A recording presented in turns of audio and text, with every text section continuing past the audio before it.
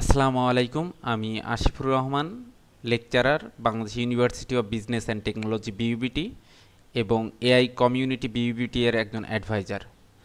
আপনাদের জানাতে পেরে আমি অত্যন্ত আনন্দিত যে এআই কমিউনিটি বিইউবিটি আয়োজন করতে যাচ্ছে এ বছরের সবচেয়ে বড় আর্টিফিশিয়াল ইন্টেলিজেন্স প্রতিযোগিতা বিইউবিটি আর্টিফিশিয়াল ইন্টেলিজেন্স কনকুইস্ট বিএআইসি 2025। এই প্রতিযোগিতার মূল লক্ষ্য হলো শিক্ষার্থীদের মধ্যে কৃত্রিম বুদ্ধিমত্তা, এআই ও মেশিন লার্নিংয়ের প্রতি আগ্রহ বৃদ্ধি করা এবং বাস্তব ডেটাসেটের উপর প্র্যাকটিক্যাল অভিজ্ঞতা অর্জন এর সুযোগ তৈরি করা। বিএআইসি 2025-এ থাকবে দুইটি category: inter college AI competition junior level এবং inter university AI conquest senior level. প্রতিযোগিতার সবগুলো রাউন্ডই ক্যাগেল প্ল্যাটফর্মে অনুষ্ঠিত হবে। এই প্ল্যাটফর্মে যারা নতুন তাদের জন্য আমি এখন ক্যাগেল নিয়ে একটি পূর্ণাঙ্গ বিগিনার গাইড উপস্থাপন করার চেষ্টা করব, যাতে সবাই সহজে প্রতিযোগিতায় অংশগ্রহণ করার সুযোগ পায় এবং প্রতিযোগিতায় ভালো করতে পারে। ক্যাগেল প্ল্যাটফর্মটি অ্যাক্সেস করার জন্য অবশ্যই আমাদের একটা ইন্টারনেট ব্রাউজার এবং সচল ইন্টারনেট সংযোগ লাগবে।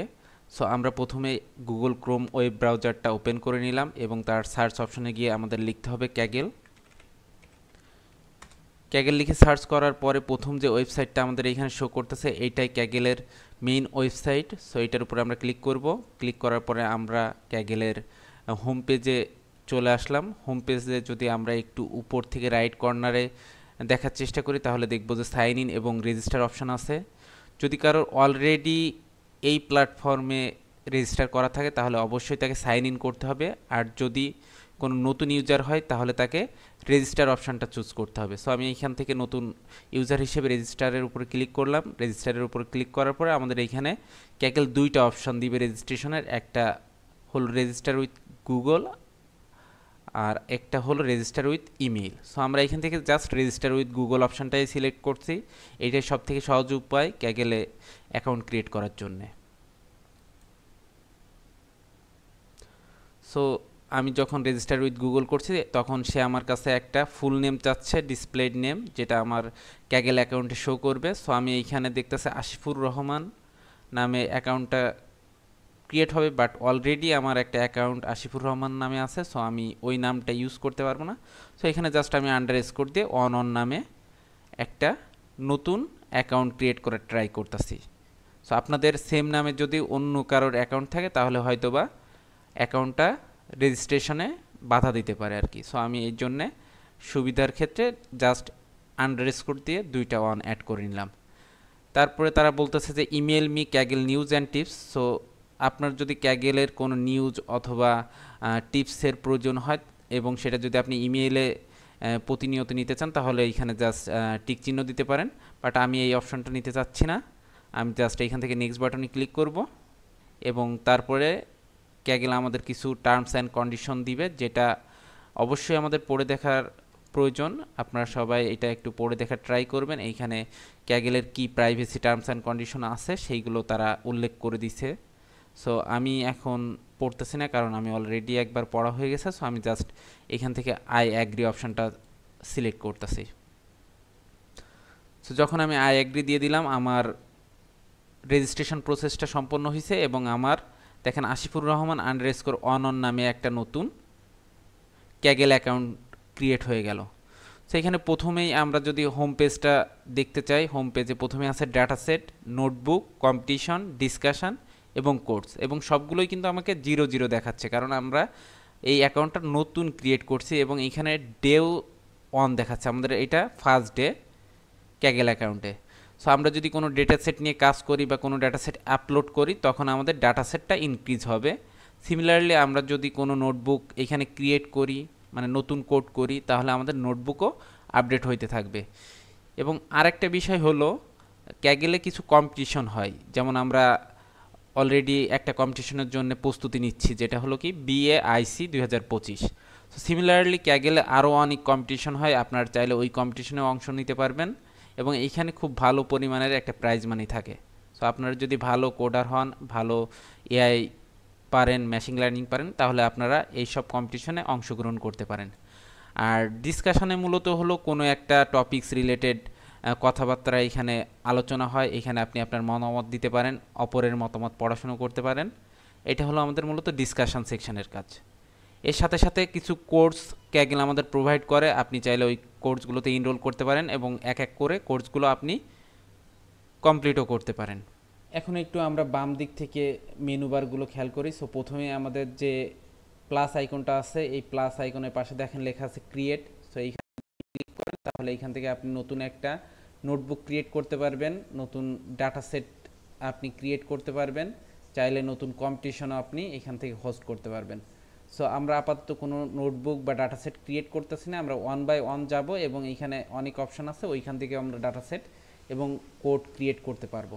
সো প্রথমে আমরা হোমে আছি আপাতত। সো হোম পেজটা আমরা অলরেডি দেখে ফেলছি যে হোমে ডাটা সেট, নোটবুক, কম্পিটিশন, ডিসকাশনের জাস্ট একটা ওভারভিউ দেওয়া আছে যে আপনার কয়টা নোটবুক আপনি ক্রিয়েট করছেন, কয়টা ডাটা সেট আপনি ক্রিয়েট করছেন বা কয়টা কম্পিটিশন আপনি পার্টিসিপেট করছেন, সেটার একটা ওভারভিউ দেওয়া আছে।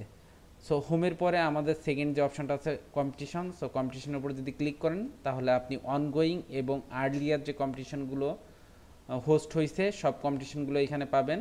আপনি চাইলে এইখান থেকে কম্পিটিশনে পার্টিসিপেট করতে পারবেন এবং যদি কম্পিটিশনে আপনি উইন করতে পারেন বা ভালো পজিশনে যাইতে পারেন তাহলে একটা ভালো অ্যামাউন্টের প্রাইজ মানিও আপনি পেয়ে যেতে পারেন।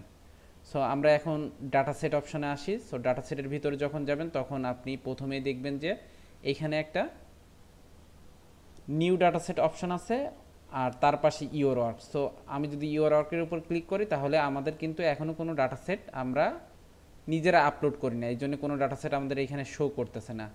সো আমরা আবারও একটু ব্যাক আসি। ব্যাক এসে যদি আমরা নিউ ডাটা সেটের উপর ক্লিক করি তাহলে এখানে আমাদের ডাটা সেট আপলোড করার অপশান দিচ্ছে। সো আপনাদের কাছে যদি কোনো প্রাইভেট ডাটা সেট থাকে, আপনি যদি চান প্রাইভেট ডাটা সেট নিয়ে কাজ করবেন, নিজের ডাটা নিয়ে নিজে কাজ করবেন, তাহলে এইখান থেকে জাস্ট আপনি ড্র্যাগ অ্যান্ড ড্রপে ব্রাউজ ফাইল করে আপনি ডাটা সেটটা আপলোড করতে পারবেন। সো এইখানে আমি ডাটা সেটটা আপলোড করে দিলাম। ডাটা সেটটা আপলোড করে এইখানে আপনি জাস্ট ডাটা সেটের নাম দিয়ে দেন। সো আমি এইখানে দিলাম demo data. So demo data এবং এইখানে আমরা ভিজিবিলিটি প্রাইভেট রাখি, যেহেতু আমাদের এটা প্রাইভেট ডাটা সেট। আপনি চাইলে এখান থেকে পাবলিকও করে দিতে পারেন, পাবলিক করে দিলে সবাই এই ডাটা সেটটা অ্যাক্সেস পাবে।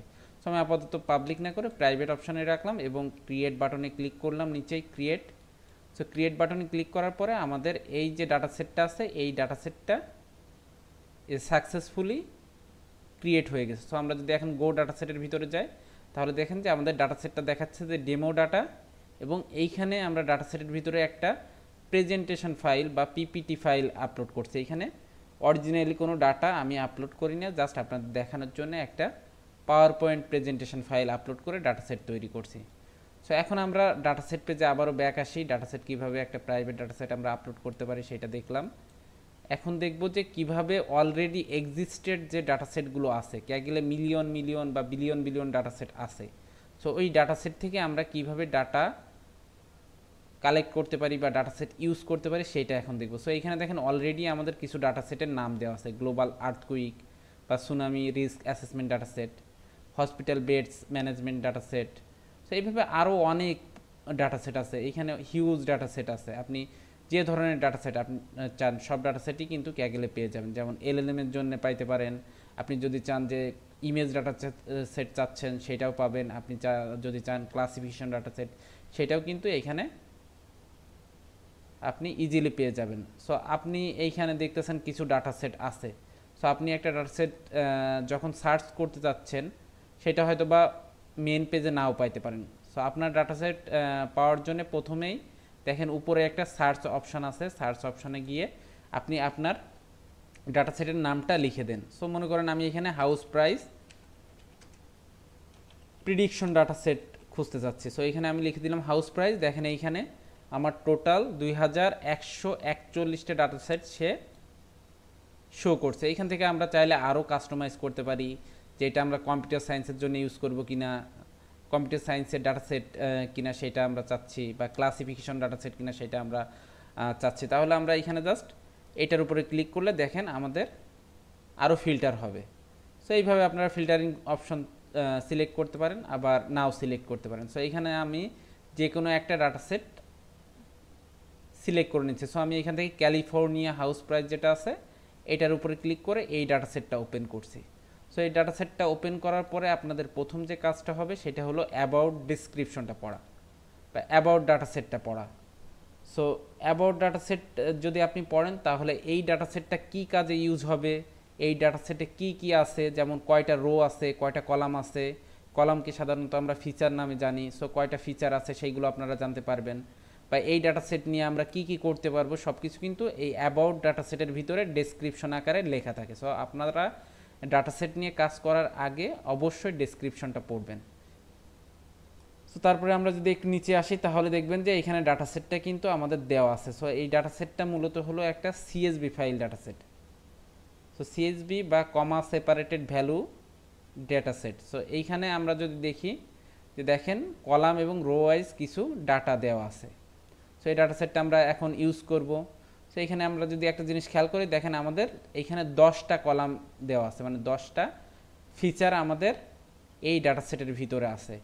একটু যদি আমরা উপরে যাই তাহলে দেখেন পাশে কোড অপশান আছে, এই যে কোড, এবং কোডের পাশে লেখা আছে 79। তার মানে এই ডাটা সেট নিয়ে অলরেডি 79 জন কাজ করছে এবং তারা পাবলিকলি তাদের কোডগুলো শেয়ার করে রাখছে, এবং ডিসকাশনে কিন্তু 3 জন অলরেডি ডিসকাশন লিখছে। যদি আপনি ডিসকাশনে যান তাহলে দেখবেন এইখানে কিছু তারা কমেন্ট করে রাখছে। আপনারা এই কমেন্ট থেকে কিন্তু অনেক ইনফরমেশান গ্যাদার করতে পারেন। আর যদি আপনারা চান যে যে কোডগুলো অলরেডি আছে ওই কোডগুলো আপনারা মডিফাই করবেন, জাস্ট ওই কোড অপশানের ভিতরে যাবেন, কোড অপশানের ভিতরে যে কোনো একটা কোডের উপরে ক্লিক করে ওইটাকে ওপেন করবেন। সো এখানে ওপেন হচ্ছে, ওপেন হইলে আপনি দেখবেন যে ফুল যে কোডটা আছে সব কোডই আপনি দেখতে পারবেন। এবং আপনি যদি এই কোডটাই মডিফাই করতে চান জাস্ট কপি অ্যান্ড এডিট অপশানের উপরে ক্লিক করেন, তাহলে দেখবেন যে এটা আপনার ক্যাগেল অ্যাকাউন্টে ওপেন হবে এবং এটা আপনি চাইলে মডিফাই করতে পারবেন। কোনো একটা জিনিস অ্যাড করতে চাচ্ছেন অ্যাড করতে পারবেন, কোনো একটা জিনিস আপনার পছন্দ হয় না ওটা আপনি হয়তোবা রিমুভ করতে পারবেন। সো এইভাবে আপনি অন্যের কোড কিন্তু ইজিলি ক্যাগেলে মডিফাই করে ইউজ করতে পারবেন। সো এখন আসি আমরা আবারও যে ডাটা সেট আছে সেই ডাটা সেটে ব্যাক। সো এখন দেখেন আমাদের এইখানে উপরে একদম রাইট কর্নারে দুইটা অপশান আছে, একটা হলো কোড আর একটা হলো ডাউনলোড। সো যদি আপনি এই ডাটা সেটটা ডাউনলোড করে আপনার লোকাল পিসিতে স্টোর করতে চান তাহলে জাস্ট ডাউনলোড অপশানে যান। আর যদি আপনি এইখানেই কোডটা করে এই ডাটা সেটটা ইউজ করতে চান তাহলে জাস্ট কোড বাটনের উপরে ক্লিক করেন। সো এই কোড বাটনের উপর ক্লিক করে একদম নিচে আসেন, নিচে এসে প্লাস যে আইকনটা আছে ক্রিয়েট এ নোটবুক, এটার উপর যদি ক্লিক করেন তাহলে দেখবেন যে আমাদের একটা নতুন নোটবুক কিন্তু ক্রিয়েট হবে। সো নতুন নোটবুক ক্রিয়েট হওয়ার সাথে সাথে তারা আমাদের কিছু বিগিনার কোড দিয়ে দিচ্ছে, আপনি চাইলে এই বিগিনার কোডটা ইউজ করতে পারেন বা আপনি চাইলে এইগুলোকে রিমুভ করে একদম ফ্রেশলি আপনার কোডটা লিখতে পারেন। সো আমি এইখানে প্রথমেই যেটা করব, আমাদের নোটবুকের নামটা দেওয়া আছে নোটবুক 68A, এটাকে চেঞ্জ করে আমরা লিখব যে আমার ফার্স্ট কোড। সো এটা যেহেতু আমরা ফার্স্ট কোড শুরু করতেছি সো এখানে আমরা ফার্স্ট কোড নামে নামটা দিব। সো দেখেন আমাদের যদি ডান সাইডে যাই ডাটা সেট পোর্শনে, সো আমাদের অলরেডি কিন্তু হাউস প্রাইস ডাটা সেটটা এখানে অ্যাড হয়ে গেছে বা ইন্টিগ্রেটেড হয়ে গেছে আমাদের এই নোটবুকের সাথে। এই ডাটা সেট ছাড়া যদি আমাদের অন্য কোনো ডাটা সেটের প্রয়োজন হয় তাহলে আমরা সিম্পলি উপরে অ্যাড ইনপুট যে বাটনটা আছে ওই বাটনের উপর ক্লিক করে যে ডাটা সেট যে অপশনটা আছে দেখেন এইখানে 3 নম্বরের ডাটা সেটের উপর ক্লিক করবেন এবং এইখানে আপনি আপনার যে ডাটা সেটটা খুঁজতে চাচ্ছেন ওই ডাটা সেটের কিছু কিওয়ার্ড প্রেস করবেন। যদি আপনি ব্রেইন ডাটা সেট ইউজ করতেছেন তাহলে এখানে জাস্ট ব্রেইন লিখবেন। দেখেন এইখানে কিন্তু অনেক ডাটা সেট চলে আসছে, brain tumour, brain MRI segmentation. So এইগুলোও কিন্তু ডাটা সেট, যেটা হলো ব্রেনের ইমেজ আর কি। সো একটু আগে আমরা যেটা দেখলাম সেটা ছিল সিএসভি ফাইলে হাউস প্রাইসের কিছু ডাটা, আর এইখানে যেটা আছে এইসব ডাটা সেটে আপনার মূলত মানুষের মাথার ইমেজ আছে। সো আপনি চাইলে এইখান থেকে যে কোনো একটা ডেটা সেট আপনার যেটা প্রয়োজন সেটার উপরে জাস্ট প্লাস আইকনের উপরে ক্লিক করেন, ক্লিক করলে ওই ডাটা সেটটা আমাদের এইখানে অ্যাড হয়ে যাবে। সো দেখেন আমাদের এই ডাটা সেট অপশনে কিন্তু আগে শুধুমাত্র হাউস প্রাইস ছিল, এখন আরেকটা ডাটা সেট অ্যাড হয়ে গেল। এভাবে চাইলে আপনারা মাল্টিপল ডাটা সেট কিন্তু একটা নোটবুকের ভিতরে অ্যাড করতে পারেন। সো সো এখন আমাদের ডাটা সেট অ্যাড হয়ে গেল। সো ডাটা সেট অ্যাড হওয়ার পরে আমরা একটু নিচে আসি, নিচে আসার পরে দেখেন এইখানে সেশন অপশন আছে, সেশন অপশন। সো সেশন অপশনটা আমাদের একটু জরুরি, কারণ এই সেশন অপশনের ভিতরে আমরা ল্যাঙ্গুয়েজটা সেট করে দিতে পারি যে আমরা কোন ল্যাঙ্গুয়েজে এইখানে কাজ করব। আমরা যেমন প্রতিনিয়ত একে অপরের সাথে কথা বলার জন্য বাংলা ভাষা ইউজ করি, বা কোনো কোনো টাইম আমরা ইংরেজি ভাষাও কিন্তু ইউজ করি। বাট আমরা যখন কম্পিউটারের সাথে কথা বলবো তখন কিন্তু আমাদের একটা কম্পিউটার ল্যাঙ্গুয়েজ লাগে। এইখানে সেই কম্পিউটার ল্যাঙ্গুয়েজটা হলো আমরা পাইথন ল্যাঙ্গুয়েজ ইউজ করতে পারবো, অথবা আরেকটা ল্যাঙ্গুয়েজ আছে যেটা হলো আর। সো আপনি চাইলে আর ল্যাঙ্গুয়েজ দিয়েও কোড করতে পারবেন, বাট আমরা ইন জেনারেল মেশিন লার্নিংয়ের যে কোডগুলো আছে পাইথন দিয়েই করে থাকি।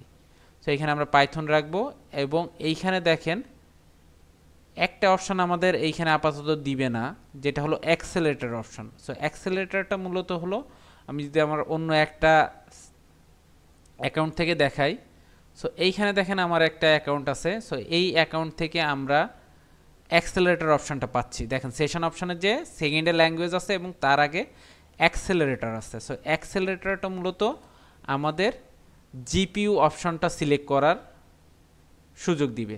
সো আমরা যখন বড় বড় মেশিন লার্নিং মডেল তৈরি করব আমাদের কোডে, তখন কিন্তু শুধুমাত্র আমাদের সিপিইউ দিয়ে কাজ করলে হবে না, আমাদের তখন গ্রাফিক্স কার্ড বা জিপিইউ দরকার হবে। সো ক্যাগেল কিন্তু আমাদের বিনা খরচেই এই জিপিইউ সুবিধাটা প্রদান করে, যেটা আপনি যদি ম্যানুয়ালি আপনার কম্পিউটারে জিপিইউ অ্যাড করতে চান তাহলে আপনার একটা ভালো জিপিইউ কিনতে গেলে প্রায় লক্ষাধিক টাকা লাগতে পারে। সো এইখানে দেখেন মোটামুটি 3টা অপশন তারা আমাদের প্রোভাইড করছে, জিপিইউ T42, জিপিইউ P100 এবং টিপিইউ V5E8। সো আপনি যদি টেনসার ফ্লো রিলেটেড কাজ বা গ্রাফিক্স রিলেটেড কাজ করতে চান তাহলে এইখান থেকে টিপিইউ সিলেক্ট করতে পারেন, অথবা জেনারেল মেশিন লার্নিং যদি করতে চান তাহলে জিপিইউ যে কোনো একটা সিলেক্ট করলে আপনার ভালো পারফরমেন্স দিবে। আপাতত আমরা এই 3টা জাস্ট আমাদের